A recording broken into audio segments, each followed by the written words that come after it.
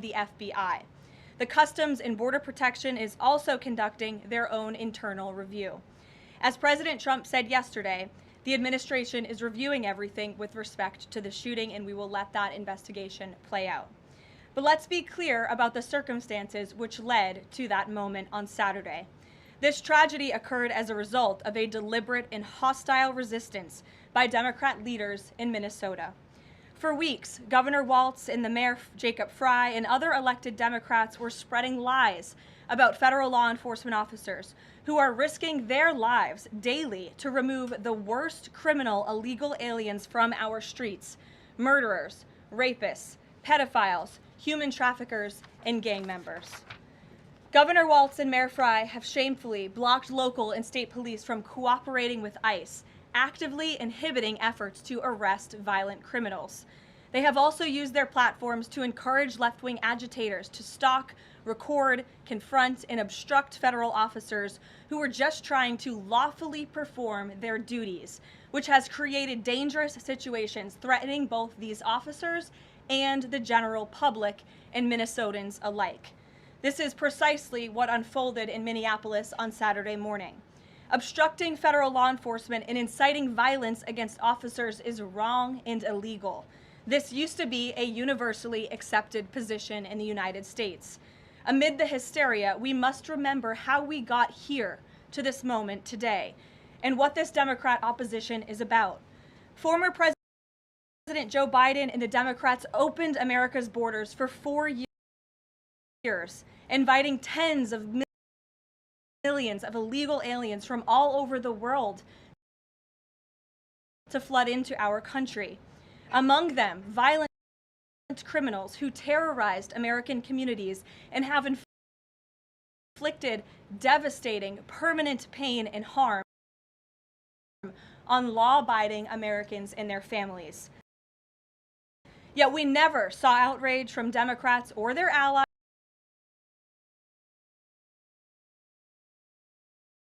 in the liberal media over these horrifying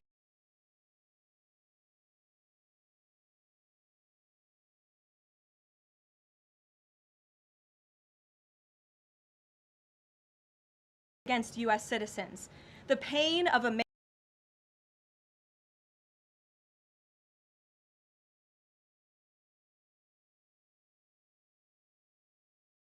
angel families was ignored and dismissed because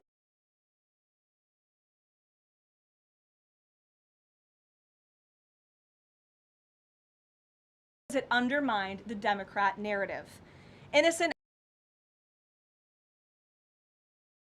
like Jocelyn Nungray, Laken Riley, and Rachel Morin are just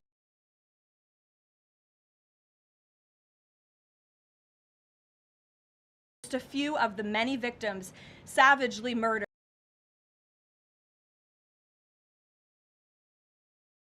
by illegal alien criminals. Earlier this month, an illegal alien from Mexico with a long criminal history who came into our country under Joe Biden's administration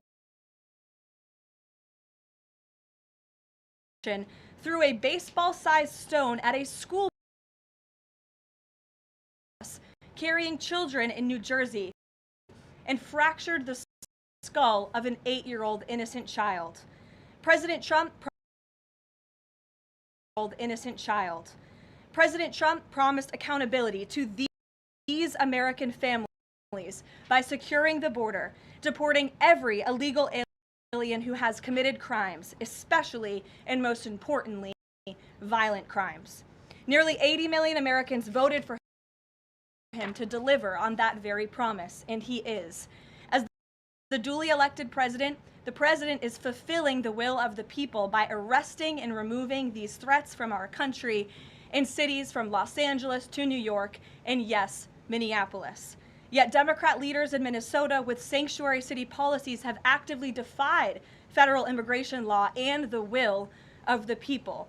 And as a result of that defiance, 2 Minnesotans have now tragically lost their lives on the streets of Tim Walz's state. It is President Trump's hope and wish and demand for the resistance and chaos to end today. That's why President Trump spoke with Governor Walz directly this morning, and he has outlined a clear and simple path to restoring law and order in Minnesota. Number one, Governor Walz, Mayor Frey, and all Democrat leaders should turn over all criminal illegal aliens currently incarcerated in their prisons and jails to federal authorities, along with any illegal aliens with active warrants or known criminal histories for immediate deportation. Number two, state and local law enforcement must agree to turn over all illegal aliens who are arrested by local police. And then thirdly, local police must assist federal law enforcement in apprehending and detaining illegal aliens who are wanted for crimes, especially violent crimes. If Governor Walz and Mayor Frey implement these common sense cooperative measures that I will add have already been implemented in nearly every single other state across the country, Customs and Border Patrol will not be needed to support ICE on the ground in Minnesota. ICE and local law enforcement can peacefully work together, as they are effectively doing in so many other states and jurisdictions. Additionally, President Trump is calling on the United States Congress to immediately pass legislation ending sanctuary cities once and for all. American cities should be safe sanctuaries for law-abiding citizens only, not for dangerous illegal alien criminals who broke our nation's laws and do not belong here. We hope Governor Walz will do the right thing and continue to work with President Trump to keep the American people safe following their call this morning. Americans overwhelmingly want exactly what President Trump is delivering: strong borders and strict immigration enforcement against the worst illegal aliens, of which there are still hundreds of thousands to deport from the interior of our country. The most peaceful way to carry out this vital public safety mission is for Republicans and Democrats to do it together, and for state and local law enforcement to work together with federal law enforcement. We want to let cops be cops. You wouldn't know this continues to be a very popular policy position from the biased media coverage over the course of the last few days, but polling shows huge support for this exact thing President Trump is calling for. More than 80% of Americans favor deporting illegal aliens convicted of violent crimes. A country unable to deport criminals who enter it illegally is no country at all. The open borders agenda of Kamala Harris, Tim Walz, and the Democrats was already on the ballot on November 5th, 2024, and it was resoundingly rejected. President Trump will never back down from his promise to deport violent criminal illegal aliens and make America safe again, and he welcomes all cooperation in that effort. With that, I will answer your questions. And Jordan Conradson, why don't you kick us off today? Thank you for being here. Thank you, Caroline. Jordan Conradson from Gateway Pundit. I have a few questions. First, with respect to the shooting in Minneapolis, we're seeing massive outrage from mainstream media and the left, but I'm just wondering, where was that outrage when Ashley Babbitt, an Air Force veteran, was executed by Capitol Police Officer Michael Byrd, who she posed no threat to in the U.S. Capitol? Well, you raised a very important point, which I also believed I just raised as well in those opening remarks, in that there has no doubt been selective outrage by the liberal biased media in picking and choosing victims and highlighting their stories. And as I've said, President Trump does not want any Americans to lose their lives in the streets of America and in American communities across the country. He believes what happened on Saturday is a tragedy, but every life is equal to President Trump, and that's why the lives of Laken Riley and Jocelyn Nungray continue to matter to him and be an utmost priority to him to this very day. And it's unfortunate that we did not see the same type of sensationalist media coverage over the tragic deaths of those innocent American women and girls across the country as we are in the wake of this tragedy that took place on Saturday. Gabe. Sure, go ahead. I want to get your response to this. The Arizona Attorney General, just days before this shooting in Minneapolis, she seemingly encouraged rioters to go out, shoot, and kill ICE agents. And I'll quote her here. She said, "If you reasonably believe your life's in danger and you're in the house or in your car or on your property, you can defend yourself with lethal force." And she said that you can't tell if ICE agents are law enforcement or imposters, and it becomes an issue of whether you reasonably believe they were law enforcement.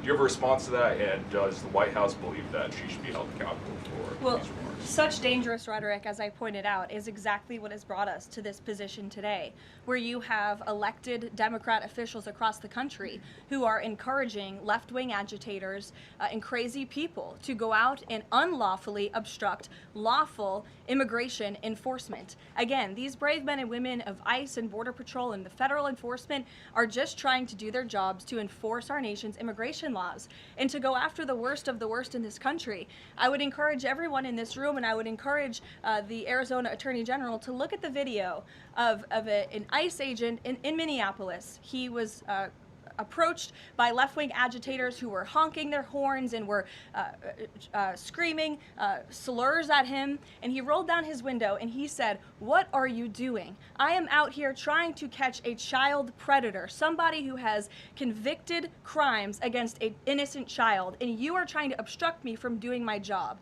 This rhetoric against ICE, comparing them to Nazi Gestapo, Donald Trump's police force, is despicable, it is shameful, and it is precisely what has led to the escalation of tensions in Minneapolis and in other places across the country. Gabe, go ahead. Be looking into her for justifying violence? I would defer you actively? to the Department of Justice on that. Thank you, Caroline. Gabe. Regarding Minnesota, on Saturday, the Department of Homeland Security posted that Preddy looks like he wanted to do maximum damage and massacre law enforcement. Stephen Miller on Saturday posted that, or called Preddy a would-be assassin. Why did administration officials jump to conclusions before an investigation had even been conducted? Well, look, this has obviously been a very fluid and fast-moving situation throughout the weekend. As for President Trump, whom I speak for, he has said that he wants to let the investigation continue and let the facts lead in this case. With regards to the deployment of Tom Homan to Minneapolis, should the deployment of Mr. Homan to Minneapolis be seen as a sign that the president is dissatisfied with how the officials on the ground had handled the incident? No, Mr. Homan is doing an exceptional job, and he has been working with Secretary Noem and President Trump over the course of the last year. Secretary Noem still has the utmost confidence and trust of the President of the United States, and she's continuing to oversee the entire Department of Homeland Security and all of the immigration enforcement that's taking place across the whole entire country. Of course, Secretary Noem is also in charge of FEMA, and we are in the wake of a brutal winter storm where hundreds of thousands of Americans have been impacted by that. So Borders Czar Homan is in a unique position to drop everything and go to Minnesota to continue having these productive conversations with state and local officials. And I know that he's catching a plane in just a few hours to do just that at the request of the president. Jennifer. On Saturday's shooting, has the president been briefed, and have you been briefed on specific details of the shooting? How many shots were fired? How many guns discharged? And I mean, did the protesters' gun go off, or only the officers' guns? Do you have any of those details? Again, the investigation is continuing, Jennifer, and we will let the facts lead and we will let the facts play out in this investigation. I do know that HSI and FBI are conducting interviews with those that were involved and the agents who were involved in this unfortunate tragedy on Saturday. Are they keeping the president up to date on all those details? The president is obviously very much on the ball with respect to this investigation. I think he's made that quite clear with the various statements that you've seen him put out, and also the 4 points that the president has outlined as well to Governor Walz, and to encourage him to cooperate with ICE and with the administration. Mary. Thanks, Caroline. To follow on Gabe's question, Secretary Noem said Alex Preddy committed an act of domestic terrorism. Stephen Miller labeled Preddy a domestic terrorist. Does the president agree with them?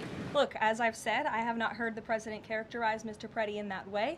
However, I have heard the president say he wants to let the facts in the investigation lead itself. Was he alarmed to hear his top officials referring to him in that way, rushing to that judgment? Danny, go ahead. Thanks, Caroline. On Stephen Miller's comments, will Stephen Miller be apologising to the family of Alex Preddy for calling him, quotes, an assassin who tried to murder federal agents, despite the fact that, as you say, this is still under investigation? Look, again, this incident remains under investigation, and nobody here at the White House, including the President of the United States, wants to see Americans hurt or killed and losing their lives in American streets. And we mourn for the parents. As a mother myself, of course, I cannot imagine the loss of life, especially losing one's child.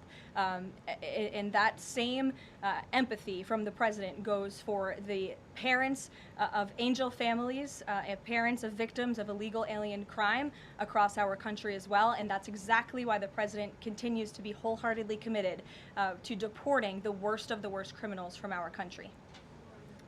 Why don't we go to the back? Kelly. Caroline, does the president believe that the killing, though, was a mistake? Has he expressed that at all?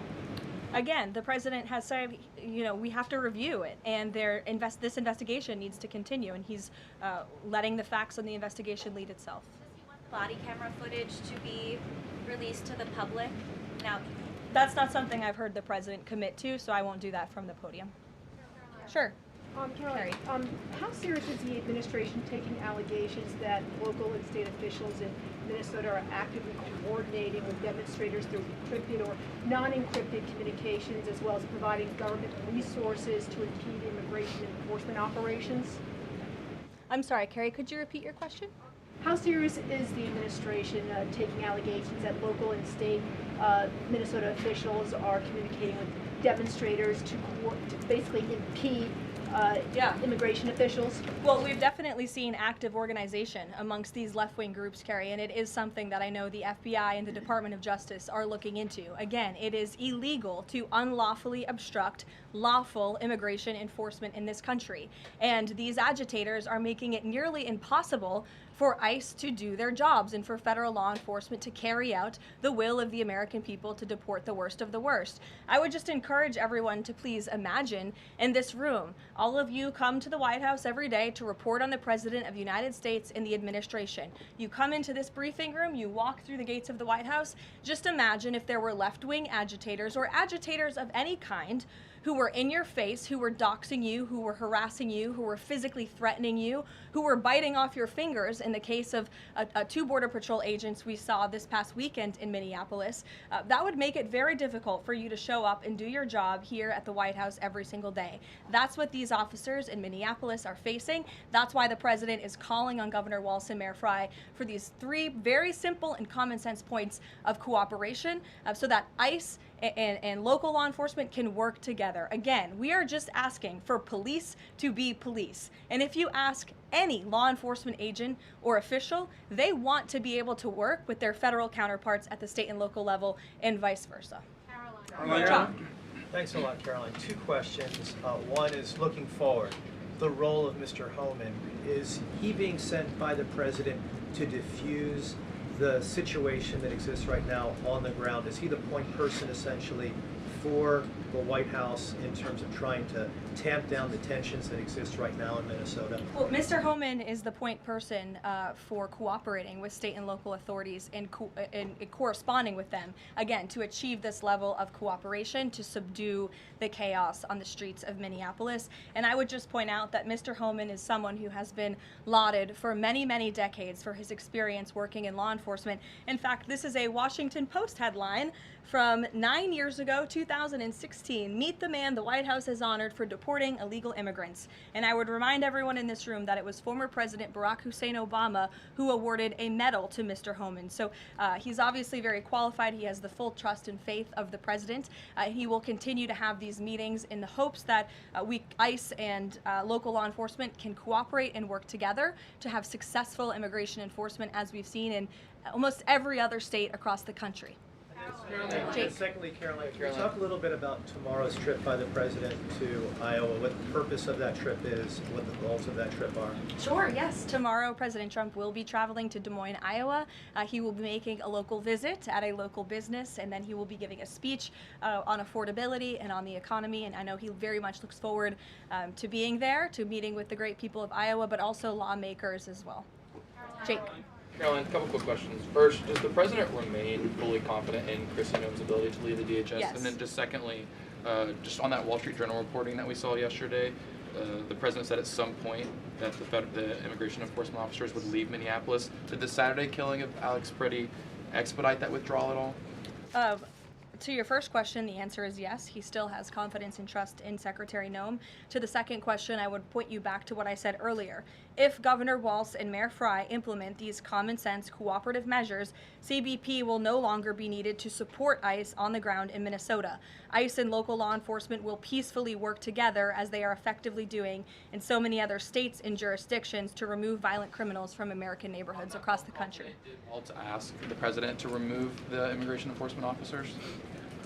He asked the president to scale down, and the president reiterated what the president put out in his statement yesterday and what I'm sharing with all of you as well. I would just add on this level of cooperation a few statistics that I think are very important. 7 of the top 10 safest cities in the United States cooperate with ICE. And we've seen historic turnaround in safety in cities that have chosen to cooperate with ICE, that are not just led by Republicans, but also look right here in Washington, D.C.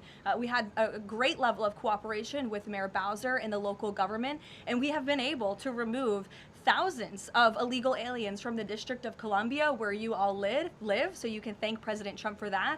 The murder rate in Washington, D.C. has plummeted as a result. There were no riots, there were no protests, nobody was tragically killed as a result of that level of cooperation between federal and local authorities. And again, that's all the president is asking for in Minnesota. It's totally common sense.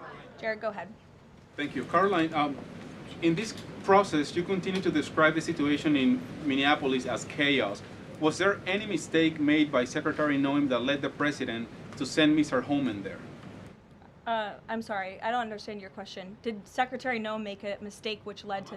If she made any mistake that could lead the president to send Mr. Homan to Minneapolis? No, as I already mentioned, Mr. Homan has been working alongside Secretary Noem and for the president over the course of the last year. And again, he's uniquely positioned to hop on a flight to Minnesota today to continue this correspondence with state and local authorities, and that's what he's going to be doing.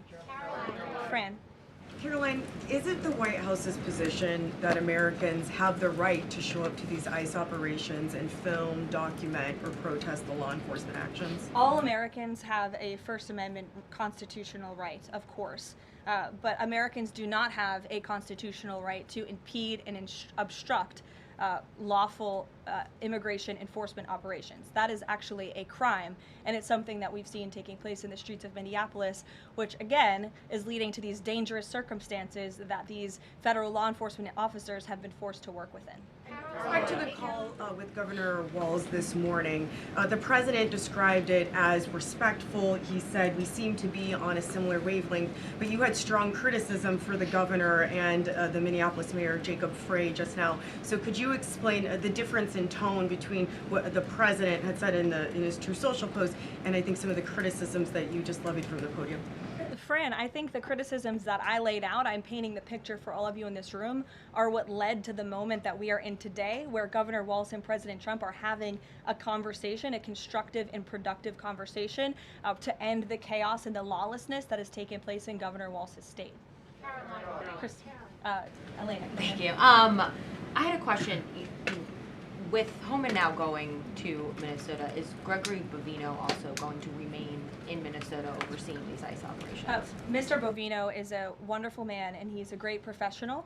He is going to very much continue to lead Customs and Border Patrol throughout and across the country. Mr. Homan will be the main point of contact on the ground in Minneapolis. And to follow up, given what we've heard from several Trump administration officials, people like Stephen Miller, as people point out, calling him a domestic terrorist, Bovino saying that Preddy was out to massacre law enforcement, why not require ICE agents to wear body cameras to clear up some of the disputes that we are hearing from witnesses and video footage versus what the administration has been saying? Well, that's a policy question that I know the policy folks in the building are having with members on Capitol Hill, and I'll leave it to them and the president to make that decision. And I just have a final question is on, you were talking about the level of cooperation that the president talked about with Governor Walz.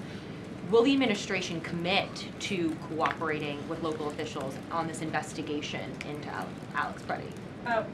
The president spoke about this with Governor Walz and said he would have a discussion about it. He did not make a commitment, and so therefore I won't make that commitment here.